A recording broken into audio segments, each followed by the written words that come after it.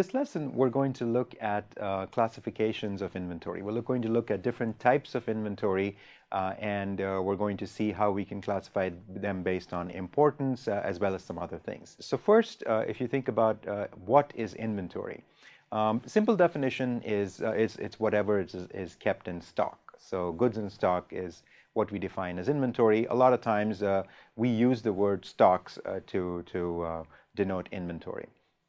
The reason organizations keep inventory, or even as individuals, we keep inventory at home in our pantries, in our refrigerators, is to match supply with demand. You might want to match the timing of when the demand occurs versus when you can get the supplies, and that's why you keep inventory. When we talk about organizations keeping inventory, you want to focus on internal as well as external customers. So within an organization, there may be sub-processes, and the inventory might be for a customer that is within the organization for a sub-process. So it can be internal customers or it can be external customers, and external customers are customers whose demand there might be more uncertainty about when you compare that to internal customers. So you have to think about it differently when you're talking about management of inventory.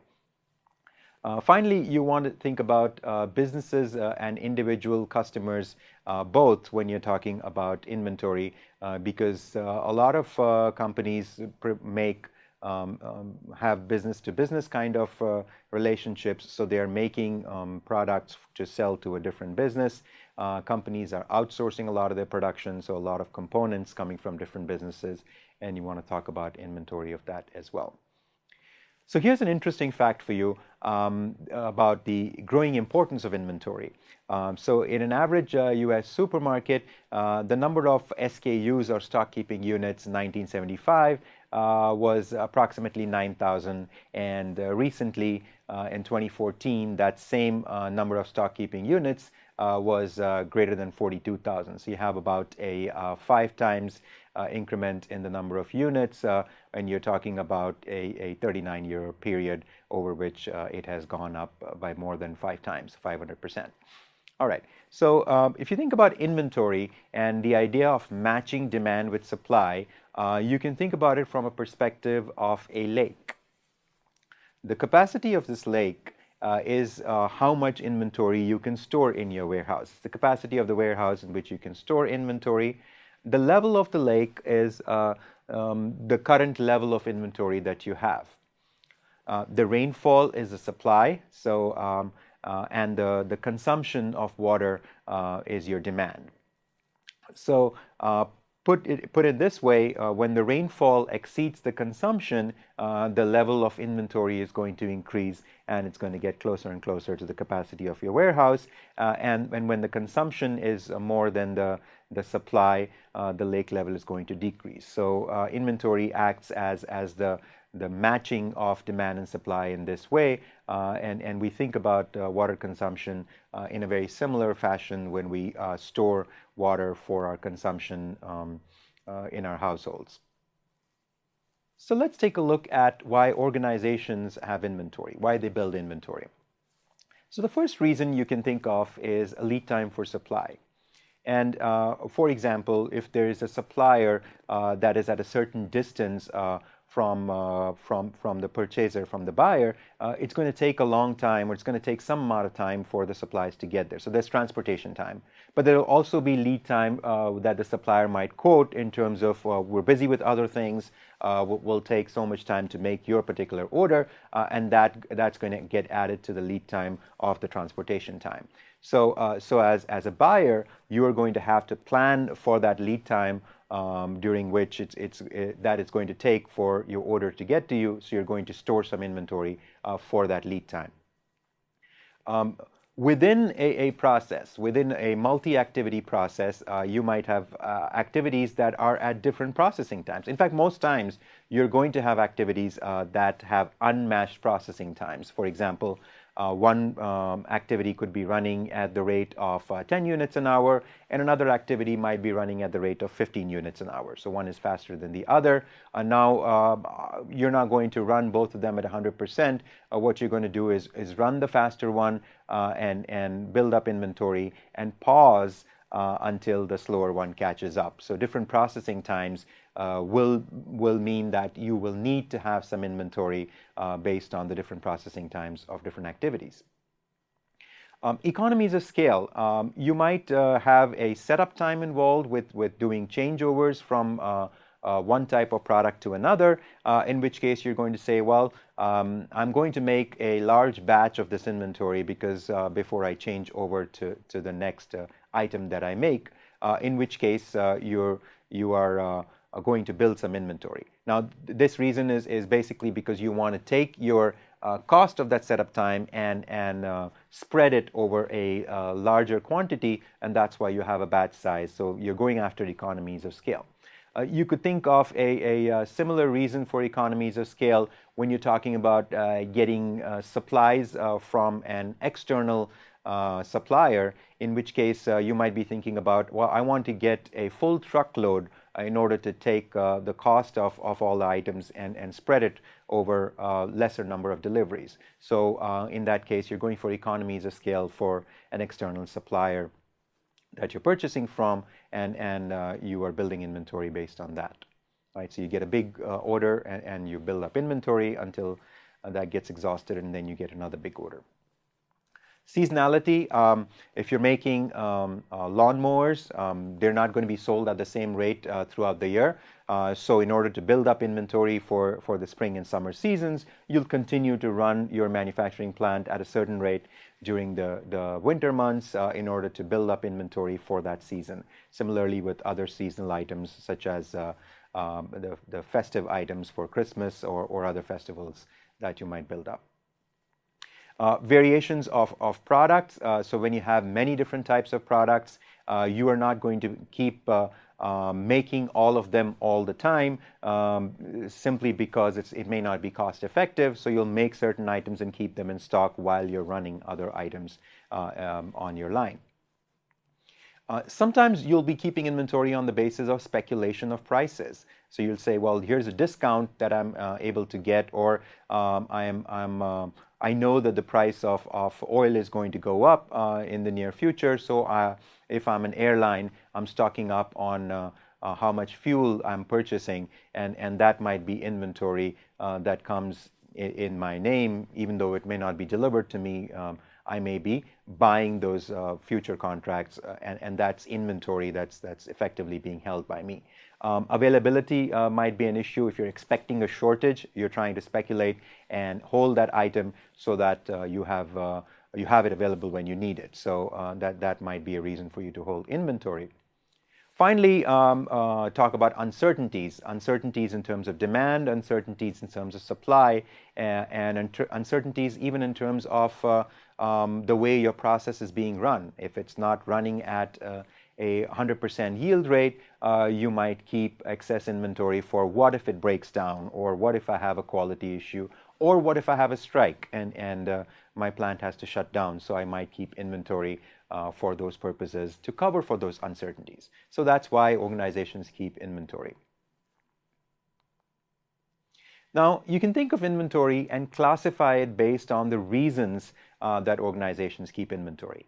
Now, keep in mind that this classification is not something that you can directly apply to a piece of inventory that you might see. You might not be able to say that this piece of inventory is pipeline or cycle or anticipation. These are reasons on the basis of which you can classify inventory. So pipeline inventory is the time that inventory is in transit in any process. So you order from a supplier that's distant from you. During the time that it's in the pipeline to get to you, it's pipeline inventory. Cycle inventory is based on batch sizes. Let's say I run a batch of 10,000 units of one type of product X, before I move to product Y.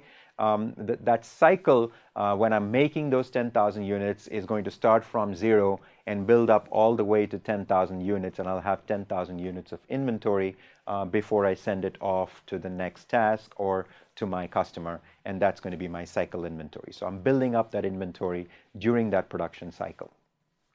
Anticipation inventory is something that we referred to earlier. You are overproducing when you do have the time, or you're overproducing in anticipation of demand that you're expecting in the future. And then safety stock inventory is inventory that you hold for any kind of uncertainty. It might be uncertainty to do with production rates. It might be uncertainty to do with demand. It might be uncertainty to do with lead times. It may take 5 days for this product to get to me, or it might take 8 days, and so I have to keep some buffer in order to allow for that uncertainty, and that's what is classified as safety stock inventory. So these are the main reasons that organizations keep inventory. Now here's a classification that you can actually point out and say this inventory is raw material inventory or work in process inventory of finished goods. So in any organization, you'll be able to say raw material inventory is whatever has been purchased from outside. Whatever has been purchased from an external party is going to be raw material inventory. The work in process inventory is the inventory that is being worked on, whether it's waiting to be worked on within the process boundaries, or whether it's actually being worked on in the process, whether it's in the machine, whether it's bread that's being baked in the oven, or it's in a machine that requires a certain amount of time for something to get cured. It's going to be work in process inventory. And finally, finished goods inventory is anything that's ready from that organization's perspective, that's ready to go to the customer, to get delivered to the customer. So it's at the loading dock, waiting to get on that truck to go to the customer. That's going to be your finished goods inventory. Now that we have this classification of inventory, what I'd like you to do is apply this classification to two simple kinds of businesses. So the first business is a bakery, and the second business is in the same kind of a stream of products. It's a grocery store or a sandwich shop. So it's a sandwich shop that uses the bread to make sandwiches. So you have a bakery and a sandwich shop, and what I'd like you to think about is what are the raw materials, what is the work in process, that would be the case for the bakery or the sandwich shop, and finally what are the finished goods that these two types of businesses would have. So give that a minute and think about it, and then we'll come back and talk about the implications of this classification for these two different types of businesses. All right, so we were classifying the raw materials, the work in process, and the finished goods for bakeries and sandwich shops. For a bakery, you may have thought of flour, you may have thought of water, yeast. Those are the things that go into making bread. Those would be the raw materials that they would be purchasing from outside, that they would be acquiring from outside. The work in process is going to be anything that's kept that is in the process. So if it's baking for a certain amount of time, it's work in process inventory. If it's dough that's kept to mature before they start baking the bread from it, that's going to be work in process inventory. And finally, their finished goods are going to be the loaves of bread that come out that get on the truck to get delivered to customers. So raw material, work in process, and finished goods for a bakery. For a sandwich shop, their raw material would include the bread that they're going to buy from that bakery. So it's the raw material for them is going to be the finished goods for the bakery, and then their work in process inventory is going to be some of the probably the sliced bread that they keep, or some of the they might be able to do some processing of sandwiches and keep them ready for customers, and then the finished goods are going to be the ready sandwiches that are being delivered to customers. So what you can see from here is that what is one organization's finished goods is going to be raw materials from a different organization's perspective. So even though we have this classification, it'll be based on the usage and the position of that organization in this whole chain that is making products for the ultimate customer. So inventory, when we think about inventory, we normally think about manufacturing businesses, and we say, well, in services you can't hold inventory. It's something that you make for a customer and you cannot really keep that in stock. So we think about capacity of of the service as being the inventory that we hold. But if you think about it, even services such as hospitals, restaurants, and hotels have to keep inventory. They have to keep inventory of different things that are needed for them to do their business correctly. So hospitals need drugs, they need surgical instruments. Restaurants need different things to serve their food. They need different things to manufacture their food. And hotels are going to need different things that they need to stock in the rooms, and they're going to need different linens to be able to use them in the different rooms. So even there, inventory is going to be important. And to give you an interesting fact about inventory in services, so in healthcare, inventory costs can be up to 40% of the total operating cost. So the cost of holding and using inventory is about 40% of total cost. And this cost, by the way, is second only to labor cost, which is obviously, not surprisingly, the highest proportion of cost for a healthcare business. So inventory is pretty important even for services. Now let's look at a different way of classifying inventory. And this is based on which items in inventory need more attention versus which items need less attention. And this is called an ABC analysis. It's based on what you may be familiar with as the 80-20 rule. So you have 20% of your items that account for 80% of the value. And that's the idea between the ABC analysis, is that you want to focus on those really important A items in terms of controlling the inventory. You want to keep a close eye on them. And then the C items, you may not follow as closely. You may not care as much about them in terms of keeping a close eye on them and spending your resources keeping a close eye on them. So the idea is simple. You have 20% of your items are responsible for 60% of the dollar value. The next 30% of the items are responsible for 30% of your monetary value, and then the next 50% of the items are responsible for the top 10% of your dollar value. So you have the A, B, and C that is telling you which are the more important items to keep an eye on. So let's take this classification, this ABC classification, and apply it to an example. So here's an example of a company that is making automobile parts, and we have data on their annual unit sales that you're going to see in the next couple of slides, and they want help in identifying the A, B, and C items. So here you have the numbers to do the ABC analysis for Local Plane Automotive Parts. And what you can see is the first column is just the identifier. The second column gives you the annual sales in units, and the third column is giving you the unit price. So take a minute and digest this information and think about how you would go about converting this into an ABC analysis, telling you which items you should be focusing on and spending more time on in terms of inventory control, and which items next and which items next in terms of an ABC analysis.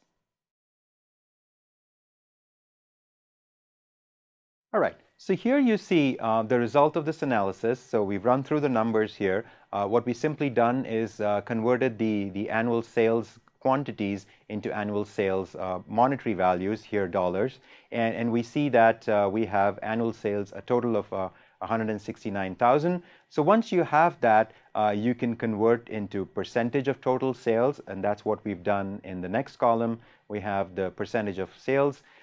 And what you can see right from there is item number 2, which is responsible for 80% of the monetary value of the sales. So that would be obviously an item to focus on. It's 1 out of 7 items that is responsible for 80% of their sales, and that's going to be the prime item to focus on. So this kind of analysis can give you a sense of which items to focus on next and which items to focus on the least. So as a result, what you can see is you have this classification of 1 out of 7 products accounting for 80% of the sales, that one item that we saw earlier. The next in line, the next in sequence in terms of percentage of dollar value are 2 items that account for 50% of the total monetary value of sales.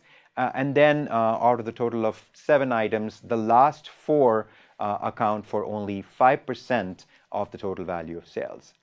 So what you've seen from this is that you can classify inventory based on many different ways. ABC classification is one of them, which focuses on the importance of inventory management for different items in inventory. And earlier we saw a classification of raw material, work in process, and finished goods. And then earlier than that, we saw why do different companies store inventory, and we saw a classification based on that.